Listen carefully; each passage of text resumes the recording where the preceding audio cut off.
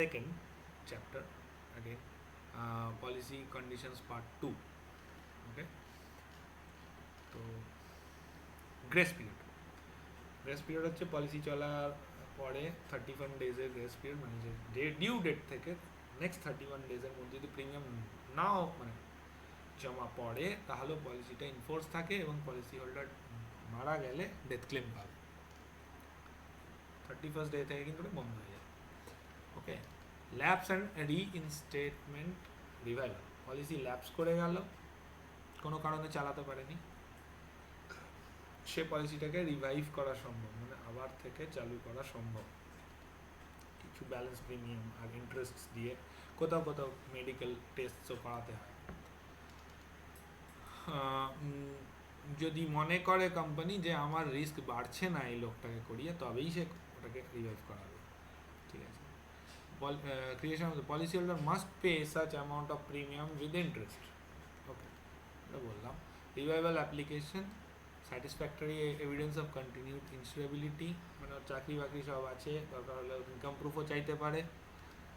Payment of overdue premium with interest, payment of outstanding loan, যদি কোনো loan থাকে সেটাও পে করতে হবে। Perhaps the most significance of the above condition is that which requires evidence of insurability at the revival. রিভাইভালের সময় যে আমার যে সেম কন্ডিশনস আছে, যে আমার ওই ইন্স্যুরেন্সটা দরকার, মানে আমার ইনকাম আছে, আমার হিউম্যান লাইফ ভ্যালু সেম আছে, আমার চাকরি চলে যায়নি, আমার মেডিকেল স্ট্যাটাস সেম আছে, এইগুলো দেখে রিভাইভ করে দেয়। Revival is often more advantageous because buying a new policy would call for a higher premium, কারণ এজ বেড়ে গেছে।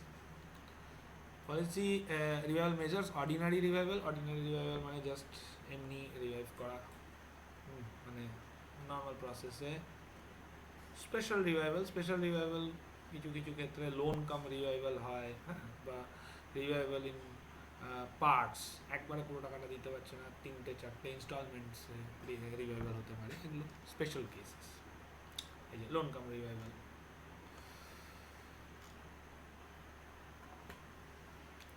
হ্যাঁ, রিডিউসড টার্মস হতে পারে, মানে at the age of 40, if the original policy was taken at the age of 40 and the new date of commencement is at the age of 42, the term of the policy may now be reduced from 20 to 18. For those policies that require the term should end at age 60. It depends, it can be changed at a time of revival. Installment revival, যেটা বললাম। Non-forfeiture provision. One of the important provisions under the Indian Insurance Act was that which allowed for accrual of certain benefits for policyholders even when they are unable to keep their policies in full force. So, law in India thus provide that if premiums have been paid for at least 3 consecutive years, there shall be a guaranteed surrender value. Just recently it has changed. Now IRD এর নতুন norms অনুযায়ী it is only for 2 years, যদিও বইতে 3 years লেখা আছে, কিন্তু এই মুহূর্তে অনলি 2 বছর যদি কেউ চালায় পলিসি, তাহলে তার পলিসি আর ফরফিট হবে না, অ্যাটলিস্ট তার একটা অ্যাক্রিউড সারেন্ডার ভ্যালু, একটা অ্যাক্রিউড পেড আপ ভ্যালু থাকবে।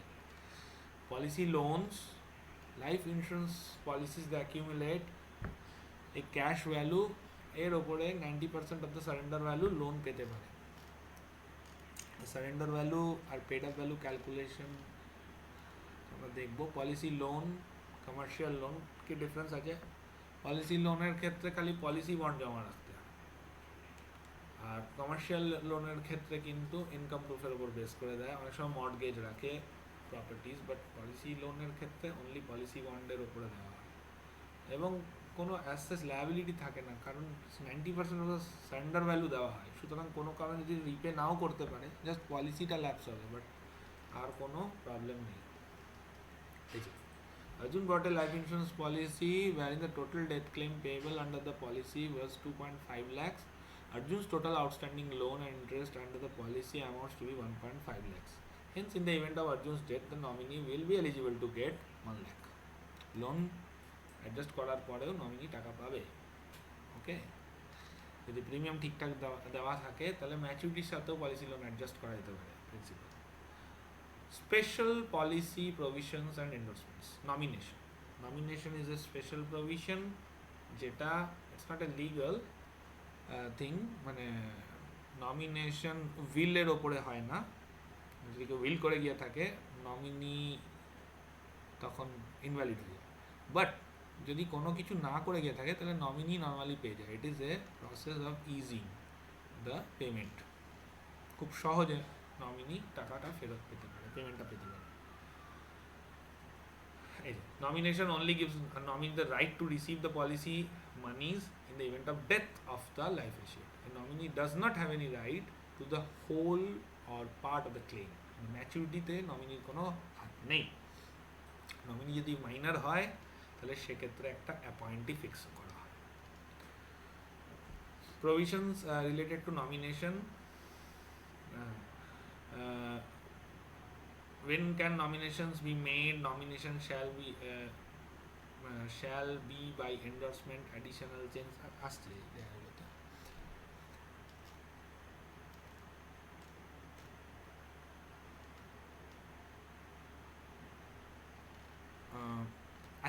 অ্যাসাইনমেন্ট মানে হচ্ছে যে আমি পলিসিটা অন্য কারোর নামে লিখে দিলাম, এটা নর্মালি ওনারশিপ চেঞ্জ হয়ে যায়। অ্যাসাইনমেন্ট হওয়ার সময় নমিনেশন অটোমেটিক ক্যান্সেল হয়ে যায়। এটা নর্মালি ইউজ করা হয় লোনসের ক্ষেত্রে। তার থেকে আমি লোন নিলাম, তো তার কাছে নর্মালি ব্যাংকসের কাছে আমি এটা অ্যাসাইন করে রাখি পলিসি বন্ডটা। যদি ইন্স্যুরেন্স কোম্পানির থেকেই লোন নিই তাহলে কোম্পানির কাছেই বন্ডটা অ্যাসাইন হয়ে যায়, কিন্তু সেক্ষেত্রে আফটার ডেথ যদি কিছু পেয়েবল হয় নমিনি টাকা পায়। আদার কেসেস অ্যাসাইনমেন্ট হলে অ্যাসাইনি যে থাকে সেই পায়, অন্য কেউ পায় না। আর অ্যাসাইনমেন্ট অনেক সময় এমনিও করা হয়, আমি পলিসিটা কারোর নামে কাউকে দিয়ে দিতে চাইছি, কাউকে ডোনেট করতে চাইছি, সেক্ষেত্রে অ্যাসাইনমেন্ট করা যেতে পারে। Types of assignment: conditional assignment, absolute assignment. Conditional assignment provides that the policy shall revert back to life assured on his or her surviving the date of maturity or death of assignee. Absolute assignment হচ্ছে যেখানে পুরোপুরি রাইটসটা দিয়ে দেওয়া হলো অ্যাসাইনিকে, সেটা আর ফেরত আসবে না। কন্ডিশনাল অ্যাসাইনমেন্ট অনেক সময় ইউজ করা হয় যখন এমপ্লয়ার এমপ্লয়ি পলিসিস হচ্ছে, যেখানে একটা কোম্পানি তার এমপ্লয়ীদেরকে পলিসি করিয়ে দিচ্ছে, তো কন্ডিশন রাখলো যে এই যদি আমার সাথে 5 বছর কাজ করে তাহলে এটা ওর নামে অ্যাসাইন হয়ে যাবে, 5 বছর অবধি আমার নামে থাকবে, 6th ইয়ার থেকে ওর নামে রিঅ্যাসাইন হয়ে যাবে। আর অ্যাবসলিউট অ্যাসাইনমেন্ট নর্মালি অনেক ক্ষেত্রে হয় যেখানে রিঅ্যাসাইন হয় না অটোমেটিক্যালি যদি না সে রিঅ্যাসাইন করে। Conditions for valid assignment: obviously absolute right and title or assignable interest, যাকে অ্যাসাইন করছি তার কোনো অ্যাসাইনেবল ইন্টারেস্ট থাকতে হবে। Secondly, it is necessary that the assignment be supported by valuable considerations. Thirdly, it is imperative that assignment is not opposed to any law in force. Assignee can do another assignment but cannot do nomination because assignee is not the life assured. Assignee nominate করতে পারে না unless Section 38 এর provision assignment has to be by endorsement. Endorsement মানে বন্ডের পিছনে একটা লেখা থাকে আলাদাভাবে। Notice in writing, date of delivery of notice, record and written acknowledgement, transfer for assignee, rights of assignee, conditional. ঠিক আছে। As per the recent amendments in Insurance Act, a life insurance policy can be assigned wholly or partially. In case of partial assignment, liability of an insurer shall be limited to the amount secured by partial assignment. An insurer may accept or refuse the assignment and communicate the reasons for refusal within 30 days. Company চাইলে assignment allow নাও করতে পারে, ঠিক আছে, যদি তার মনে হয় যে এই অ্যাসাইনমেন্টটা অ্যাসাইনেবল ইন্টারেস্ট নেই, তো they can cancel assignment. What is nomination or assignment? ঠিক আছে, মানে ডিফারেন্স কি? নমিনেশন হচ্ছে যে অনলি কেস অফ ডেথ ও পাবে, অ্যাসাইনি কিন্তু ম্যাচুরিটি ভ্যালিউ পায়। কখন করা হয়? Nomination can be done either at the time of proposal or after the commencement. Assignment can be done only after commencement. Who can make the nomination? Nomination can be made by life assured. Assignment can be done by owner of the policy either by the life assured if he is the policy holder. Okay. Where is it applicable? It is applicable only where Insurance Act 1938 is applicable. It is applicable, assignment is applicable all over the world according to the law of the respective country. Does the policyholder retain control over the policy? Yes, the policyholder retains title and control over the policy, and the nominee has no right to sue under the policy. Policyholder loses the right in case of assignment. Is a witness required? Witness is not required for nomination. Assignment is mandatory. Do they get any rights? Nominee has no rights. Assignees gets full rights. Can it be revoked? Nomination can be revoked or cancelled. Assignment once done cannot be cancelled, but can be reassigned. In case of minor, appointee lage. In case of assignee minor, a guardian has to be appointed. What happens in case of the nominees or assignees death? In case nominees death, the rights of the policy revert to the policyholder. In case of conditional assignment death, the rights of the policy revert back to the life assured. Can একই policyholder R life assured. What happens in case of death of the nominee or assignee after the death of the life assured and before the payment of the death claim? Death claim এর আগে যদি nominee মারা যায় তাহলে next of কিনকে payment করা হবে, legal হেয়ারকে। অ্যাসাইনি মরে গেলে ওটা policy settlement money is payable to the legal heirs. Same. Can creditors attach the policy? Creditors can attach insurance policy which has a nomination. Creditors cannot attach the policy unless the assignment is shown to have been made to defraud the creditors. Duplicate policy. মানে ওটা obviously কোর্টে গিয়ে প্রমাণ করতে হবে যে ওদেরকে fraud করা হয়, চেষ্টা করা হয়। ডুপ্লিকেট পলিসি কখন ইস্যু হয়? পলিসি হারিয়ে গেল, পলিসি বন্ড, তো আমি একটা থানায় ডায়েরি করে অ্যাপ্লাই করলে আমাকে ডুপ্লিকেট পলিসি বন্ড ইস্যু করতে পারে। Alteration, changes name, address, nomination, এগুলো সবই অল্টারেশনের মধ্যে পড়ে। এখানে লেখা আছে কী কী করে, কী কী পড়ে। So that was it. This last 2 chapters were very important, কারণ এগুলো ডেইলি বেসিসে লাগবে এবং এখান থেকে কোশ্চেন্স আসে। So thank you for today. Next টিউটোরিয়ালে বাকি চ্যাপ্টারগুলো আমরা কভার করব। Chapter 15, underwriting. This is a very important chapter. Underwriting যেটা করা হয় যখন একটা প্রপোজাল এজেন্ট এনে জমা দিল, তারপরে ইন্স্যুরেন্স কোম্পানিতে একজন আন্ডাররাইটার থাকে, উনি সমস্ত কিছু চেক করে দেখেন যে এই প্রপোজালটা আমরা অ্যাকসেপ্ট করতে পারবো কি না এই গিভেন টার্মস অ্যান্ড কন্ডিশনসে, এবং তার প্রিমিয়াম কি নির্ধারণ করা হবে, কোনো এক্সট্রা প্রিমিয়াম চার্জ হবে কি না, এই সব জিনিসগুলো দেখা হয়। তার হেলথটা দেখা হয়, যেখানে হেলথ চেক আপ দরকার সেখানে মেডিকেল টেস্ট করানো হয়, যেটা নর্মালি পাস হয়ে যাবে সেটা নর্মালি পাস হয়ে যায়, কোনো এক্সট্রা ডকুমেন্টস লাগলে সেইটা চাওয়া হয়, কোনো ক্ষেত্রে ফিনান্সিয়াল ডকুমেন্টস চাওয়া হতে পারে। তো let us see basic concepts, non medical underwriting, medical underwriting. Okay, underwriting এর পারপাসটা কি? To prevent anti-selection or selection against the insurer, to classify risks and ensure equity among risks. ঠিক আছে, কোনো অ্যান্টি সিলেকশন না হয়ে যায়, ভুল সিলেকশন না হয়ে যায়, এবং রিস্কটাকে প্রপারলি ক্লাসিফাই করা। তো ডেফিনেশন কি? Term selection of risk refers to the process of evaluating each proposal for the life insurance in terms of the degree of the risk it represents and then deciding whether or not to grant insurance and on what terms. Anti selection হচ্ছে যদি কোনো ভুল selection হয়ে যায় তো সেটা loss হতে পারে সবার জন্য।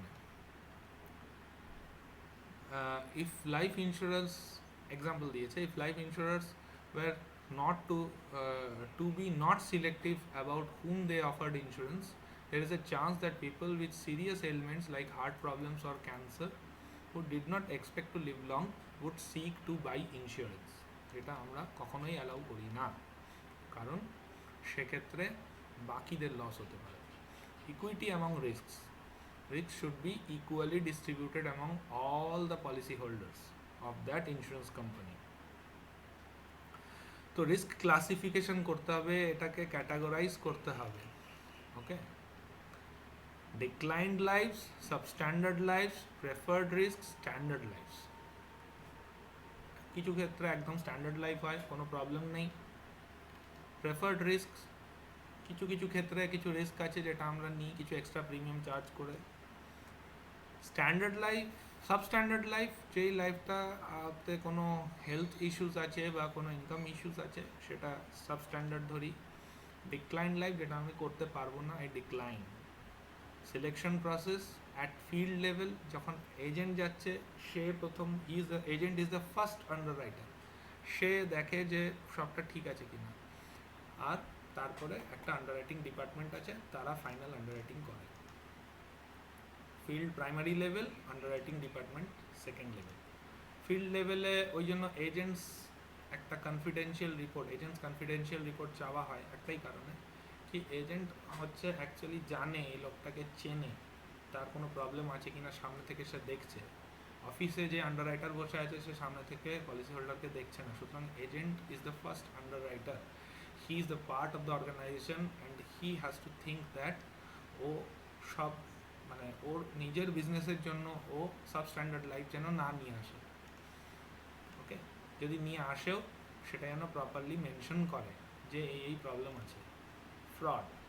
Fraud monitoring and role of agent as primary underwriter, তো ওকে দেখতে হবে যে লোকটা ফ্রড করছে না, তো এর কোনো অন্য কিছু প্রবলেম নেই তো যার জন্য ইন্স্যুরেন্স করাতে চাইছে, সেইটা দেখাটা ওর কাজ। আচ্ছা, আন্ডাররাইটিং ডিপার্টমেন্ট লেভেলে judgement method, numerical method. Judgement মেথডে obviously subjective case to case বেসিসে দেখে হেলথ রিলেটেড অ্যান্ড অল। আর নিউমেরিক্যাল পার্টটা হচ্ছে যে ওদের কিছু কিছু extra mortality ratings and charts all আছে, কি এর ক্ষেত্রে এক্সট্রা চার্জ লাগবে কি লাগবে না, এইগুলো হচ্ছে numerical.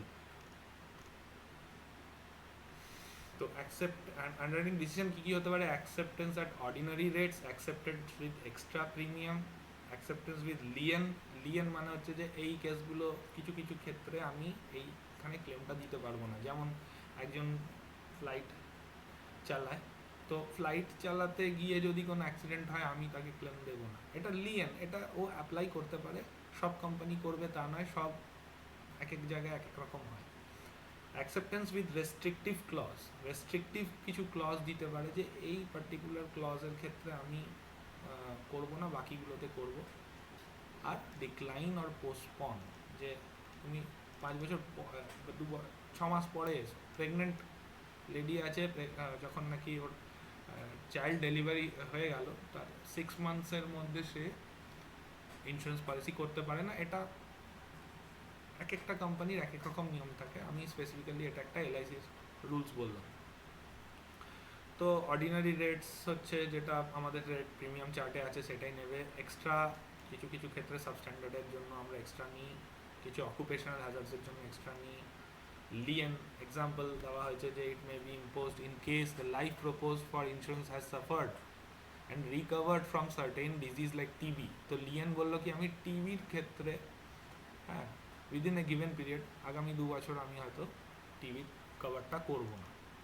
Acceptance with restrictive clause, এই যে প্রেগনেন্সি রিলেটেড ডেতে আমি দেবো না, 3 মান্থস অফ ডেলিভারির মধ্যে হলে। ডিক্লাইন অর পোস্টপোন, ডিক্লাইন করতে পারি আর পোস্টপোনও করতে পারি। নন মেডিকেল আন্ডাররাইটিং মানে যেখানে একদম নর্মাল লাইফ আছে, অল্প এজ আছে, খুব বেশি সাম অ্যাসিওর্ড নেই, ওখানে মেডিকেল টেস্টের দরকার নেই। অনলি সার্টেন ক্যাটাগরি অফ ফিমেলসরা কিন্তু নন মেডিকেলে আসে, যে সমস্ত ফিমেল এর সোর্স অফ ইনকাম নেই, উইডো বা স্ট্যান্ডার্ড এজ প্রুফ নেই বা এডুকেশন প্রপার নেই, তাদেরকে আমরা সাবস্ট্যান্ডার্ড লাইফ মনে করি। আপার লিমিটস হয় সাম অ্যাসিওর্ডের, একটা লিমিটের পরে আমার মেডিকেল টেস্ট মাস্ট হয়ে যায়। এজের ব্যাপার আছে, একটা এজের পরে মেডিকেল টেস্ট মাস্ট হয়ে যায়। Restriction being imposed regard of certain plans, কিছু কিছু প্ল্যান্সের ক্ষেত্রেও হয়। ম্যাক্সিমাম টার্ম অফ ইন্স্যুরেন্স একটা পার্টিকুলার এজের ওপর নির্ভর করে যে একে কত টার্ম অবধি ম্যাক্সিমাম আমি কভারেজ দিতে পারি, সেখানে এজ প্রুফ কী আছে, স্ট্যান্ডার্ড না নন স্ট্যান্ডার্ড, তার উপরও নির্ভর করে। একটা non standard age proof, self declaration একটা এজ প্রুফ দিচ্ছে, হয়তো সেখানে ক্লজ দেওয়া হলো যে আমি 2 লাখের বেশি একে কভারেজ দেবো না এবং আমি একে 15 ইয়ার্সের বেশি টার্ম দেবো না। Varies from company to company, product to product. Class of lives, non-medical insurance may also be allowed to certain specific categories of individuals like government servants, কোনো রেপুটেড কোম্পানিতে চাকরি করে বা বড় বিজনেসম্যান, তার খুব ভালো আইটি ফাইল আছে, তার ক্ষেত্রে আমি দেবো। Rating factors in under writing, rating হয়, আমি ওই লাইফটাকে কীভাবে রেট করব তার রেটিং পার্সেন্টেজের ওপরে ওর কভারেজ কী দেওয়া হবে সেটা ডিপেন্ড করছে। ফিমেল ইন্স্যুরেন্স, ফিমেলের ক্ষেত্রে অনেক কিছু দেখা হয়, যেটা আমি বললাম যে ইন্ডিয়াতে অনেক রকম ডেথ হয়, ডাউরি ডেথস হয়, ঠিক আছে। একজন ভিডিও যদি থাকে, সোর্স অফ ইনকাম না থাকে, তার ক্ষেত্রে আমি মনে করি যে তার খুব একটা সোশ্যাল সিকিউরিটি নেই, তো তাকে আমি একটু সাবস্ট্যান্ডার্ড লাইফ হিসেবে ট্রিট করি। মাইনার্সের ক্ষেত্রে মাইনার্সদের অনেক রকম প্রবলেম হতে পারে, তো সেইগুলোর ক্ষেত্রে আমি অনেক কোম্পানিরা লিমিটস করে দেয়, তাদের টোটাল ইমিউনাইজেশন চার্ট চাইতে পারে, অনেক কিছু চাইতে পারে। ফ্যামিলি হিস্ট্রি, ফ্যামিলি ইজ ইনশিওর্ড কিনা, প্যারেন্টস ইন্স্যুরেন্স ছাড়া চাইল্ডের দেবে না। আবার ফিমেলের ক্ষেত্রে এটা প্রযোজ্য যখন নাকি কোনো ফিমেলের সোর্স অফ ইনকাম নেই, হাউস ওয়াইফ, তার হাজব্যান্ডের কতটা ইনকাম আছে তার উপর বেস করে কিন্তু হাউস ওয়াইফের ইন্স্যুরেন্স হবে। হাজব্যান্ডের ইন্স্যুরেন্সের ওপরেও ডিপেন্ড করবে। লার্জ সাম অ্যাসিওর, 3 কোটি সাম অ্যাসিওর চাইলো, 5 লাখ অ্যানুয়াল ইনকাম, তো সেক্ষেত্রে দেখবো যে আদৌ প্রিমিয়ামটা দিতে পারবে কি না, ওর ক্ষেত্রে 3 কোটি ইন্স্যুরেন্স দেওয়া যাবে কি না। ওর পার্টিকুলার এজের ওপরে আর ইনকামের ওপরে ডিপেন্ড করে কি কত Times of the income company okay insurance coverage দেবে, যেটা হিউম্যান লাইফ ভ্যালু ক্যালকুলেশন। এটাও আন্ডার রাইটিংয়ের পার্টে চলে আসে। এজের সাথে মর্টালিটি চেঞ্জ হয়, তো সুতরাং সেই ফ্যাক্টরটা কনসিডার করা হয়। কোথাও কোথাও ক্ষেত্রে medical test, ECG, blood test, blood sugar test, এগুলো হয়। এজ প্রুফ স্ট্যান্ডার্ড না নন স্ট্যান্ডার্ড দিচ্ছে তার উপর ডিপেন্ড করে যে আমি ওটাকে কীরকম স্ট্যান্ডার্ড না নন স্ট্যান্ডার্ড লাইফ হিসেবে ট্রিট করবো। মরাল হ্যাজার্ড লাইফস্টাইল এবং আদার হ্যাবিটস, তারপরে ওর কী ধরনের কাজ করছে এগুলোর ওপর নির্ভর করে। পলিটিশিয়ানস, মাফিয়া, এদের পলিসি হয় না, হলেও অনেক রকম ক্লজ থাকে। Accident, health Hazard, moral Hazard, sources of occupational Hazard, occupation থেকে ওর কি চান্স আছে ডেথের সেইটাও কনসিডার করা হয়। অ্যাক্সিডেন্টাল হ্যাজার্ডস, একজন ওই হাই টেনশন ওয়ারে কাজ করছে, circus artist, demolition expert, film stunt artist, এদের অ্যাক্সিডেন্টাল হ্যাজার্ড আছে এদের অকুপেশনের জন্য। Health hazard, rickshaw puller, toxic substance খায়, আর হাই প্রেশার এনভায়রনমেন্টে কাজ করে, over exposure to job situation. Moral hazard can arise from when a job involves proximity or can cause predisposition towards criminal elements or drugs or alcohol. Lifestyle and habits, smoking, drinking, substance abuse, এগুলো factor আছে।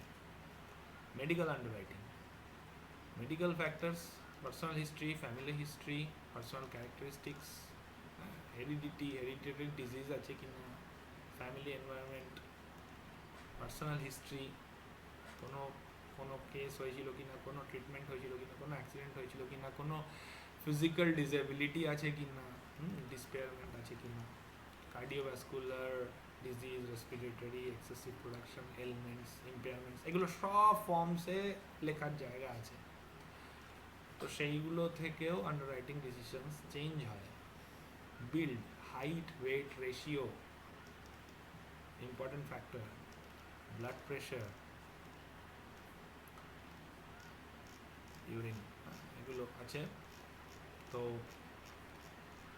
these were the basics but very important chapter, কারণ এই আমি আন্ডাররাইটিংয়ের basic concept যদি না জানি, আমি এমন অনেক ইন্স্যুরেন্স পলিসি আমি সেল করে এলাম, ওটা হয়তো আন্ডাররাইটিংয়ে অ্যাকসেপ্টই হলো না, তো আমার একটা ফেস লস হয় ক্লায়েন্টের কাছে আর আমার বিজনেসের লস হয়। তো আমি যদি প্রপারলি জানি যে কোনটা মানে কোন কোন লাইফটা কীভাবে ট্রিট হবে, কোন কেসে কতটা লিমিট আছে, এই বেসিক আইডিয়াগুলো যদি আমি না জানি তো আমার যে ইমিডিয়েট সুপিরিয়র আছে তার সাথে আমি ডিসকাস করব, আর আস্তে আস্তে করতে করতে এগুলো আইডিয়া চলে আসে। But basic concepts you should learn. Payments under a life insurance policy. তো কী কী ক্লেমস হয়? ক্লেম তো অবভিয়াসলি হবে, ম্যাচুরিটি হবে বা ডেথ ক্লেম হবে, অনেক ক্ষেত্রে মানি ব্যাকও হয়। সার্ভাইভাল ক্লেম, ডেথ ক্লেম, ঠিক আছে? Survival claim, maturity, installment money back, critical illness cover, surrender.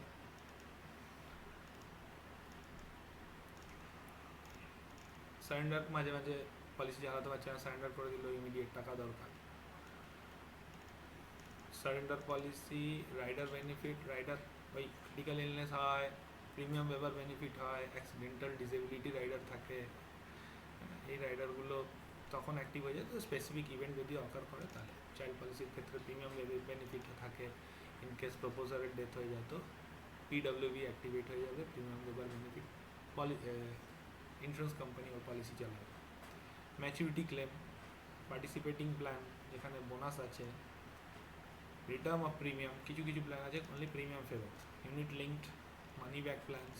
Death claim, death claim দুভাবে ভাগ করা হয়, আর্লি আর নন আর্লি। আর্লি হচ্ছে উইদিন 3 years, নন আর্লি হচ্ছে আফটার 3 years। আর্লি ডেথ ক্লেমের ক্ষেত্রে অনেক রকম extra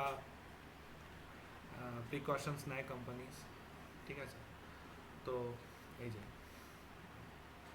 certificate of burial, cremation, treating physician certificate এগুলো চাইবে, hospital certificate, employer certificate, certified court copies, post-mortem যদি অ্যাক্সিডেন্টাল ডেথ হয় সেক্ষেত্রে death certificate by municipality, forms to be submitted, claim form by nominee, certificate of burial or cremation, treating physician certificate, hospital certificate, employer certificate, court copies of death or accident. For death claim, repudiation of death claim, কোথাও কোথাও দেখা যায় যে ক্লেমের সময় দেখা গেল যে কোনো ম্যাটেরিয়াল ফ্যাক্টস সেটা অ্যাকচুয়ালি পলিসি করার সময় লোকটার কোনো কিছু ডিজিজ ছিল, ডিসক্লোজ করেনি, তো রেপুডিয়েট মানে ক্লেমটা ও ডিসঅনার করে দিতে পারে। তো সেকশন 45 কি বলছে, এটা ইম্পর্টেন্ট আছে, no policy of life insurance shall be called in question on any ground whatsoever after the expiry of 3 years. 3 years এর পরে আর এত কোশ্চেন্স থাকে না, 3 years এর পরে ডেথ হলে দিয়ে দিতে হবে। Presumption of death, presumption of death কখন হয়, একটা লোককে খুঁজে পাওয়া যাচ্ছে না, তো 7 years ধরে খুঁজে পাওয়া যাচ্ছে না, তখন ওকে ডেথ ডিক্লেয়ার করে দিতে পারে কোর্ট। ওকে, তো এই যে 7 years period, it's important. Claim procedure for life insurance policy, claim procedure কী হয় লাইফ ইন্স্যুরেন্স পলিসির ক্ষেত্রে, প্রাইমারি ডকুমেন্ট যেগুলো হচ্ছে পলিসি বন্ড এগুলো সব জমা দিতে হয়, উইদিন 15 days ক্লেমটা দিতে হবে। Claim under life policy shall be paid or be disputed giving all the relevant reasons within 30 days from the date of receipt of the relevant papers, না হলে কিন্তু ইন্টারেস্ট দিতে হবে কোম্পানিকে, ইনভেস্টিগেশন হবে, সবই হবে। অ্যাক্সিডেন্টাল ক্লেমের ক্ষেত্রে এই ইনভেস্টিগেশনগুলো বেশি চলে, অ্যাক্সিডেন্টাল আর্লি ডেথ ক্লেম হলে আরও বেশি চলবে, অ্যাক্সিডেন্ট হয়েছে কি আদৌ, সুইসাইড ছিল, এগুলো কনসিডার করা হয়। Claim is ready for payment but the payment cannot be made due to any reasons of a proper identification of the pay, ব্যাংকের অ্যাকাউন্টের সাথে নাম ম্যাচ করছে না, এইগুলো সব রিজনস হতে পারে, বাট উইদিন 30 days আমি এগুলো চেয়ে নেব যা requirement. But there is a delay, এই যে রেট অফ 2% দিতে হবে, 2% above the bank rate। Role of an agent, agent shall render all possible service to nominee or legal heir, এটা এজেন্টের কাজ, কারণ যখন পলিসি করেছিল তার জন্য সে কমিশন পেয়েছে, আর এগুলো কাজ। Okay, these are questions to be dealt later, and we come to the end of the section 2. Thank you for today.